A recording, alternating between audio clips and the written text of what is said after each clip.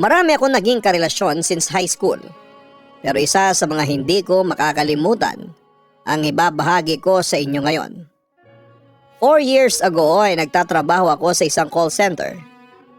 Nang makatrabaho ko si Anthony, hindi niya totoong pangalan. Nung makilala ko si Anthony ay tiyempong kagagaling ko lamang sa isang breakup. By the way, Anthony was a newbie at siya ang tipo ng taong napakatahimik. Hindi siya nakikisalamuha sa iba niyang teammates although madalas siyang kausap ng mga bosses. Pero papadudot dahil sa pagiging tahimik niya kaya umusbong ang curiosity ko sa kanya. Grabe, sobrang stressful ng work natin today. Ang sasakit sa ulo ng mga caller natin. Reklamo ng kaibigan kong si Eman. Habang ako at ang isa ko pang kaibigang si Lorna ay umiinom lamang ng kape. Pero sa totoo lang mga friend, nag-enjoy talaga ako sa trabaho ko. Ang sabi ko naman. Sumang-ayon naman doon si Eman. Marami tayong nakakausap, yun nga lang nakakapagod sa lalamunan. Ay may iba tayo Sulen. Hindi mo pala natapos yung chika mo sa amin kanina. Yung kinakwento mo sa amin na nakasakay mo sa MRT, si Adrian? Curious na tanong naman sa akin ni Lorna, referring sa aking ex-boyfriend. So ano, may spark ba sa pagitan ninyo ng ex mo? Tanong naman ni Emma na halatang sabik na sabik makakuha ng scoop. Natawa na lamang ako sa pagiging curious ng dalawa. Naku, wala nang spark sa aming dalawa. Pero heto kaloka. Nung magkasalubong kami sa MRT, hayun. Nagkwentuhan kami na nauwi sa pagtatapat niya ng kanyang nararamdaman para sa akin. Ang sabi niya sa akin mahal pa rin daw niya ako. And he said sorry. Pero sorry na lang siya. Kaya sinabi ko sa kanya na we're finally over. Wala na akong espesyal na nararamdaman sa kanya. Na naka-move on ako. Pahayag ko. Natuwa naman si Lorna sa narinig. Buti nga sa kanya. Ganon ang napapala ng mga lalaking palaasa. Naku, buti talaga at naka-move on ka na rin dyan sa lalaking yun. Halos masira ang career mo noon sa dahil lang sa kanya. Sa totoo lang asar na asar ako sa mga lalaking ganun. Panira sa imahe ng mga lalaki. Natutuwa ring wika ni Eman na ever since maging boyfriend ko si Adrian ay nagpakita na ang kaibigan ko ng pagkadisgusto dito. Pero friend, kaya ako masaya sa pagkikita namin yun nakita ko sa kanya na sising-sisi siya sa ginawa niyang panloloko sa akin. Kumbaga he realized my worth. Kaso ang mali niya, pinakawalan pa niya ako. Ayan tuloy, sobrang pagsisisi niya. Dagdag ko pa. Samantala, napansin namin ni Emma na tila may tinatanaw sa malayo ang aming kaibigan. O Lorna, sino yung tinitingnan mo dyan? Tanong ni Eman sa kanya. Kilala niyo na ba yung bagong hire na call center agent na nasa team natin? Ayan wika ni Lorna habang hindi inaalisan ng tingin ang kararating lamang na newly hired call center agents. Sino sa mga yan? Lahat ng mga yan bagong teammates natin. Naguguluhang tanong ni Eman. Hanapin niyo dyan yung pinakagwapo. Yun lamang ang sabi sa amin ni Lorna. Hinanap ko naman ang sinasabi niyang pinakagwapo. At isa lang ang nakita ko. So do you mean si Anthony? Exactly, ang gwapo niya hindi ba? Kaso mukhang workaholic. Sana single pa siya. Wika ni Lorna na halatang may gusto sa lalaking yon. Kaso sa itsura niya malabong single yan. At kung single man yan, isa lang ang ibig sabihin yan. Kafederasyon siya ni Alan. Inala ko habang natatawa. Hindi naman siguro baklayang si Anthony. Naku, huwag naman sana kasi kung hindi ay magwawala talaga ako. Natatawa ang sabi naman ni Lorna. Etong si Lorna, tingin pa ng tingin sa ibang lalaki samantalang narito naman ako. Pabiro pa na sabi ni Eman. Umismid naman si Lorna. Hindi ka gwapo kaya ayaw kitang tingnan, sorry. Nagtawanan kaming tatlo. Aray ko naman, sabi pa ni Emma na hindi naman nabawasan ng confidence. Pero parang hindi siya friendly. Alam mo na, mukha siyang suplado. Pagpapatuloy ko. Referring to Anthony. Mukha lang, pero hindi pa tayo sure.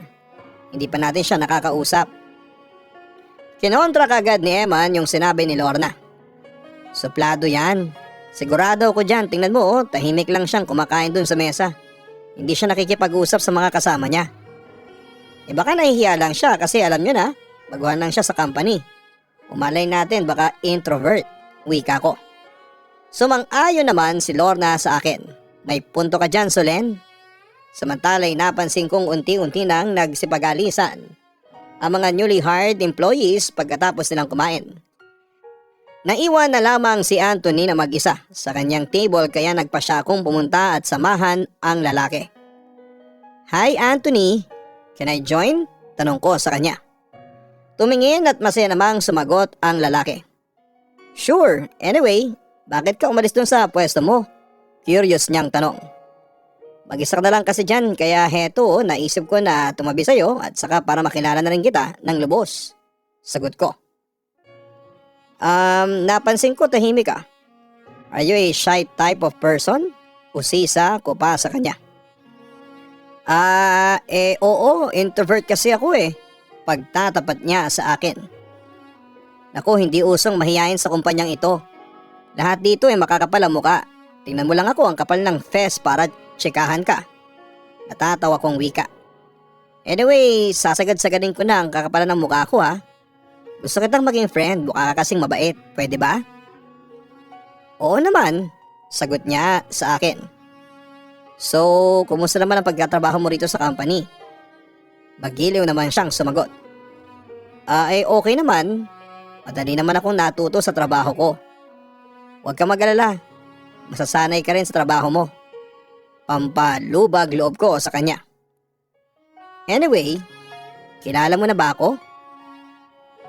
Solen, am I right? Siyempre natuwa naman ako nang malaman kong kilala na pala niya ako. Yup, and remember, ako ang friendliest call center agent. Sa hindi lang sa team ko kundi sa buong kumpanya. Pakilala ko pa sa kanya. By the way, from now on, tropa na tayo ha.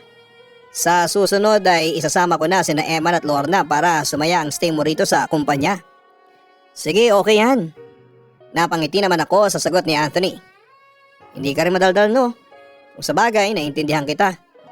Newbie ka pa kasi. Anyway, naba-vibes mo rin ba? Nahihiyang tumawa siya sa sinabi ko. Oo, nararamdaman ko rin yun, Solen. Sagot pa niya sa akin. Papadudot, doon na nagsimula ang lahat. Madali kaming naging magka-vibes dahil na rin sa likas na mabait siya. Nung una ay inakala kong boring si Anthony pero nagkamali ako dahil napaka-entertaining niya. Samantalay naging magkaibigan kami ni Anthony sa trabaho pero sa pamamagitan noon, hindi ko akalain na magkakaroon siya ng puwang sa puso't isipan ko. Sa madaling salita ay nagkagusto ako kay Anthony. Pero isang araw ay habang nakasakay ako sa MRT ay natanong ko siya sa hindi kalayuan.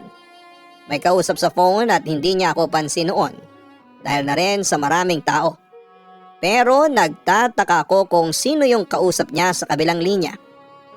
Ewan ko ba papadudot pero parang nakakaramdam ako ng selos.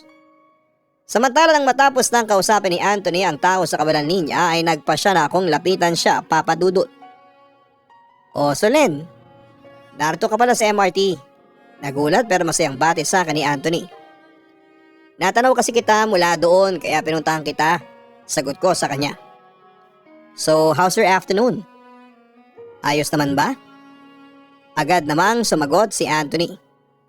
Ayos naman ako, ikaw? Eto medyo inaantok, hindi ako nakatulog kaninang umaga. Ang sakit kasi ng ulo ko, buti na lang talaga at nakainom kagad ako ng gamot. Wika naman niya. Anyway, kanina lang ay natanaw kitang may kausap sa phone. Girlfriend mo? Usisa ko pa sa kanya. Yap, nangungumusta siya sa akin. Tinatanong niya kung masakit pa ba ang ulo ko.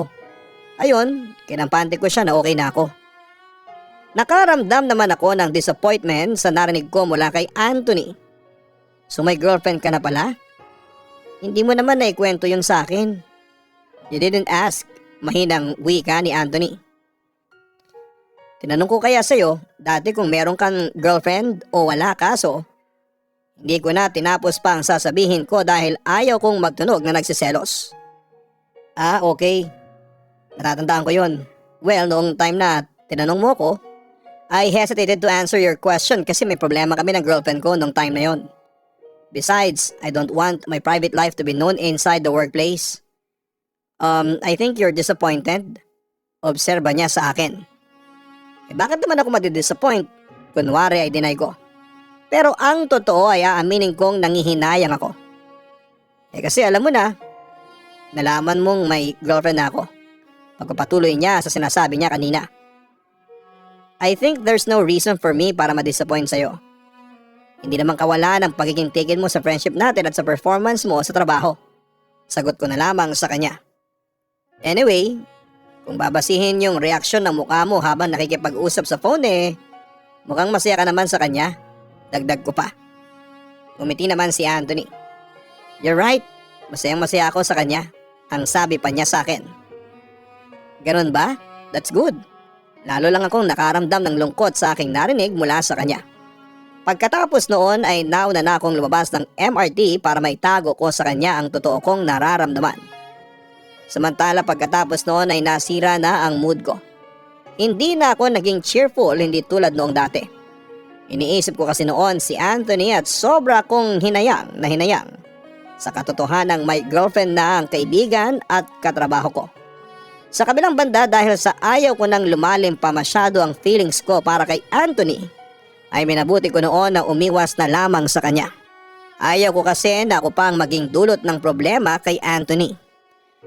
Sa kabilang banda, makalipas ang halos 2 linggo, kusa na akong nilapitan ni Anthony at hindi na ako nakaiwas pa. You know what, Solen? Ang laki ng pinagbago mo. Hindi ka na yung tulad ng dati na cheerful. Bakit sobrang stress na ba sa trabaho? Nag-aalalang tanong niya sa akin. Tumango naman ako bilang sagot sa kanya. Kaya nga gusto kong mag-file muna ng vacation leave Dagdag ko pa. Naku, ituloy mo yan. Kailangan mo mag-break muna sa trabaho because halata na sa itsura mo na haggard ka. Pangsag-ayon niya sa akin. Paano hindi ako mahahagard panay yung pag-iisip ko? Malungkot kong wika. Is it work-related? Concern niyang tanong sa akin. Or more like personal issues? Hindi ako nakasagot noon, Papa Dudut, dahil aaminin kong marami akong personal issues na kailangang i-deal with. May kinalaman ba yan sa akin? Diretsa niyang sabi sa akin. Napatingin naman ako sa kanya. Bakit mo naman nasabi yan? Huminga naman ang malalim si Anthony bago nagpatuloy. Solen, tatapatin na kita. Naobserbahan ko sa'yo na sa lahat ng teammates natin, ako lang yung iniiwasan mo. Bakit? May problema ka ba sa akin? Ano ka ba? Wala akong problema sa'yo, no? Deny ko. Hindi naman kasi problemang matatawag yun Gusto ko lang mabawasan ng kaunti ang attachment ko sa kanya para hindi naman ako masaktan. I don't know, pero Solen, I feel something strange. Nagdududa niyang wika sa akin. Bakit naman? Tanong ko.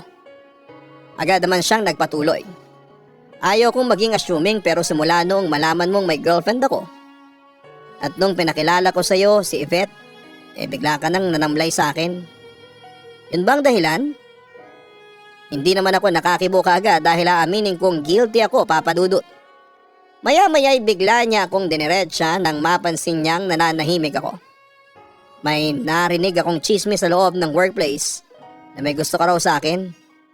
Nanlaki ang aking mga mata sa sobrang pagkagulat. Wow ha, hindi ka rin assuming no? Todo deny kong wika. Okay, I'm sorry. Nalaman ko lang kasi yon sa ibang mga kasamahan natin na madalas nagtatambal sa ating dalawa. Sagot naman niya sa akin. Pero Solen, pwede ko bang malaman kung bakit mo ko iniiwasan itong mga nagdaang araw? O sisa niya sa akin. I'm so tired to talk, yun lang. Kunwari, sagot ko na lamang at hindi ko na in-expound dahil baka masira pa ang aking depensa. Solen, kung may nagawa man ako sa yung hindi mo nagustuhan, I'm sorry. Please accept my apology. Malungkot niyang sabi sa akin. Nakita ko ang mga mata ni Anthony na nakatitig sa akin at nakaramdam ako ng sobrang guilt. Kitang-kita ko kasi sa kanya na nasasaktan siya sa aking ginagawang pag-iwas. No, You don't have to say sorry, ang sabi ko na lamang. Muli naman siyang nagbuntong hininga. Okay, but if ever na meron kang hindi nagustuhan sa akin, just let me know. Aniya, pagkatapos ay malungkot siyang umalis habang ako ay naiwang nasasaktan sa mga nangyari. Papadudot, patuloy kong iniwasan na noon si Anthony pero palagi lamang ako nasasaktan sa ginagawa ko. Kahit kasi naiwasan ko noon si Anthony ay patuloy pa rin sa pag-usbong ang nararamdaman ko para sa kanya. Pilit kong kinokontrol ang mga nararamdaman ko pero sa bandang huli ay napagtatanto ko na natatalo ako dahil kapag nagkikita kami ni Anthony sa opisina ay hindi ko maiwasan na ipakita sa kanya ang totoo kong nararamdaman. Papadudot, dumating na ako sa puntong gusto ko nang sumuko pero pinilit ko pa ring magpakatatag. Palagi ko na lamang isinasaisip na kailangan kong magtimpi sa pagmamahal ko kay Anthony dahil alam ko na yun ang tamang gawin. Papadudot, pinagpatuloy ko ang pagtitimpi ng aking nararamdaman para kay Anthony. Pero dumarating talaga ako sa puntong hindi ko na maitago pa, kaya tuloy ay madalas akong pagsuspetsahan ni Anthony. Pero syempre kahit na buking na ako ay todo deny pa rin ako. Kahit na anong klaseng pangasar ang ginawa sa akin ni Anthony ay hindi niya ako nagawang paaminin. Kaso isang araw ay hindi ko akalain na bibigay rin pala ang aking depensa pagkatapos makatanggap ako ng isang magandang balita na may kinalaman kay Anthony. So Len, nagsiselos ka ba kay Yvette? Bigla niyang tanong sa akin nang minsang magkasabay kami sa pag-uwi. Siyempre hindi kagad ako nakasagot kaya inulit niya ang tanong. Teka, anong klaseng tanong naman yan ha? Reklamo ko sa kanya. Napangisi lamang si Anthony. Umamin ka na nagsiselos ka, no? Wika niya sa akin. Gusto niya akong hulihin. Huminga naman ako ng malalim bago ko ipagtapat sa kanya ang totoo. Okay, fine, naaminin ko sa'yo. Nagsiselos ako. So, totoo pala yung chismis na kumakalat sa workplace natin. Pangisi-ngisi niyang wika sa akin.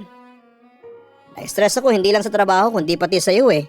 Oo, gusto nga kita kaso kailangan kong lumayo sa'yo kasi ayaw kong ma-develop ang feelings ko sa'yo into love kasi natatakot akong masaktan. Sigurado kasi ako na once na may in love ako ng tuluyan sa'yo, masasaktan lamang ako kasi re-reject mo lang ako. Kasi nga may iba ka ng mahal. Pag-amin ko pa sa kanya. Ewan ko papadudot pero hindi ko na nakontrol noon ang sarili ko at nilabas ko na ang lahat ng nasa loob ko. So dahil lang doon kaya mo ko iiwasan? Ang babaw naman ang dahilan mo, Solen. Ang sabi ni Anthony. So ngayon alam mo na ang totoo. Hindi mo ba ako guguluhin pa? Tanong ko sa kanya. Naintindihan ko ang intensyon mo. But still, hindi pa rin yun makatao. Sa puntong yun ay sumeryoso na si Anthony.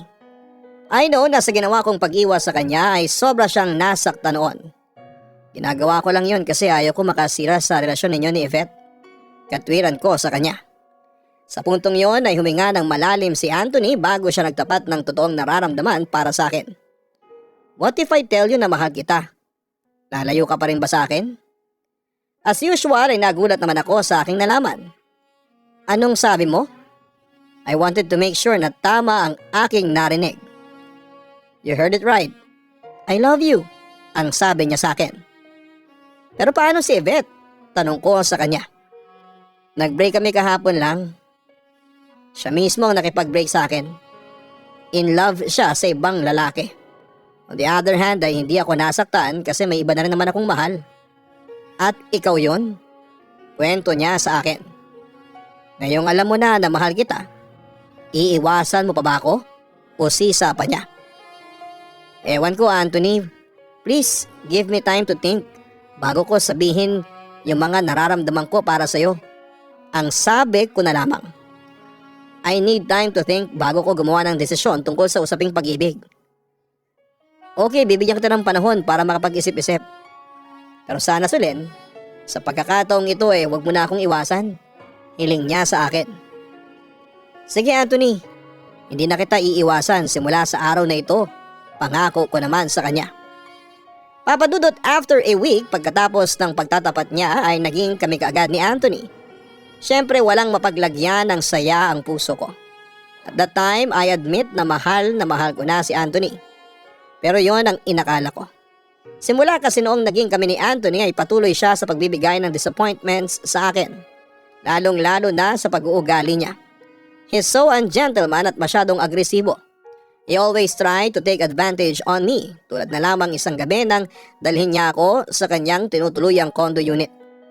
Natatandaan ko na lumapit sa akin noon si Anthony. Mapanukso noon ang kanyang matang nakatitig sa akin. Solen, may sasabihin ako sa'yo. Sabay hawak sa aking tagiliran. Malapit sa aking maselang parte ng katawan. O teka Anthony, wika ko nang makaramdam ako ng pagtaas ng balahibo dahil sa ginawa niya. Bakit Solen? Nagtataka niyang wika. Nawala ang naglalagablab at sabik na sabik niyang aura. Hindi naman sa gano'n, nagunat lang ako. Bigla mo kasi akong hinawakan sa tagiliran eh. Paliwanag ko. Pero hindi na yon pinansin ni Anthony at sa halip ay hinagkan ako. I love you, Solen. Teka Anthony, pumalag ako dahil alam ko na ang gusto niyang ipahiwatig sa akin. Gusto niya ng sex at hindi pa ako handa para doon. Actually, that time ay virgin pa ako. Sa katunayan, isa yon sa naging dahilan kaya naghiwalay kami ng ex kong si Adrian dahil ayaw kong isuko noon sa kanya ang aking virginity. Please huwag kang matakot. Mahal mo naman ako, hindi ba? Pagkumbinsi pa niya sa akin. Oo, pero hindi pa ako handa. Sagot ko. Pinalaki ako ng aking mga magulang sa isang conservative environment at naniniwala ako na kasal muna bago sex. Yon ang aking prinsipyo na ayokong baliin. Huwag kang mamutla, puna niya sa akin while trying to caress me. Ano ba kasi ang plano mo? Kunwari sabi ko sa kanya. Hindi mo ba alam? Solen, we're mature enough. At saka nagmamahala naman tayo, hindi ba? Pananagutan naman kita. Promise niya sa akin. Anthony, no. I can't. Palag ko. Sa puntong yon ay naging seryoso na ang mukha ni Anthony. Mahal mo ba ako? Kasi kung mahal mo ako ibibigay mo sa akin ang gusto ko. No, Anthony. Hindi lang doon masusukat ang pagmamahal ko sa'yo. I'm sorry pero hindi ko ibibigay sa'yo ang sarili ko hanggat hindi tayo kasal. Pagtutol ko na siya naman kina-frustrate ni Anthony. Pagkatapos noon ay umalis na ako while nagdabog naman si Anthony papadudot. Alam ko na sa puntong yon ay magbabago na ang lahat sa amin. Samantala, isa talaga sa ayaw ko sa mga lalaki ang sobrang agresibo pagdating sa sex. At isa yon sa nakadisappoint sa akin kay Anthony.